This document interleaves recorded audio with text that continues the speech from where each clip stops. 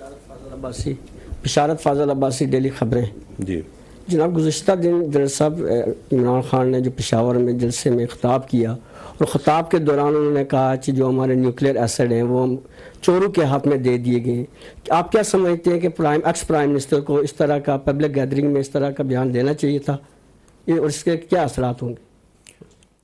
دیکھیے، میں اس مت میں صرف اتنا کہوں گا کہ ہمیں اس چیز کے بارے میں تھوڑا کیئرفل رہنا چاہیے نیوکلیئر ایسڈس کے بارے میں بات کرتے ہوئے۔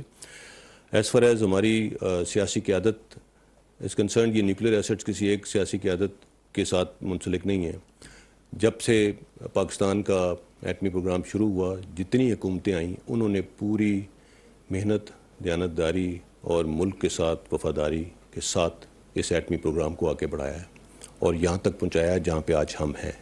سو یہ کسی ایک انڈیویجول کا نہیں ہے، اور الحمدللہ ہماری سیاسی قیادت نے بھرپور طریقے سے پاکستان کی سالمیت کے اس پروگرام کو آگے بڑھایا ہے، اور اسی وجہ سے آج ہم الحمدللہ ہمارا پروگرام ایسی جگہ پہ ہے کہ پوری دنیا میں اس کی کمانڈ اینڈ کنٹرول میکنزم، ہمارے ایسٹس کی سیکیورٹی کی انٹرنیشنل جو ایویلویشن ہے اس کے اندر one of the best systems ہے۔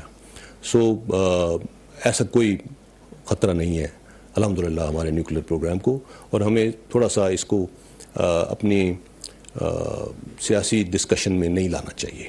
It is not good. Salman Ali Awan. Salman from public news. میرا سوال موجودہ سینیریو کے حوالے سے ہی ہے، جو شروع ہوا تھا نیوٹرل ہونے یا نہ ہونے کے حوالے سے، تو نیوٹرل یا نیوٹرلٹی کے اوپر بہت زیادہ چہم گوئیاں ہو رہی ہیں، اس کے بارے میں کیا کہیں گے آپ؟ دیکھیے،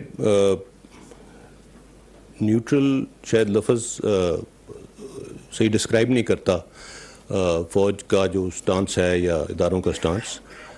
اے پولیٹیکل میرے خیال میں اس کو صحیح طریقے سے ڈسکرائب کرتا ہے۔ ہمارا آئینی اور قانونی جو رول ہے حکومت کے اندر اپنے پورے سیٹ اپ میں، اس کے اندر کسی قسم کی کوئی سیاسی وابستگی اور یا سیاست میں عمل دخل نہیں ہونا چاہیے۔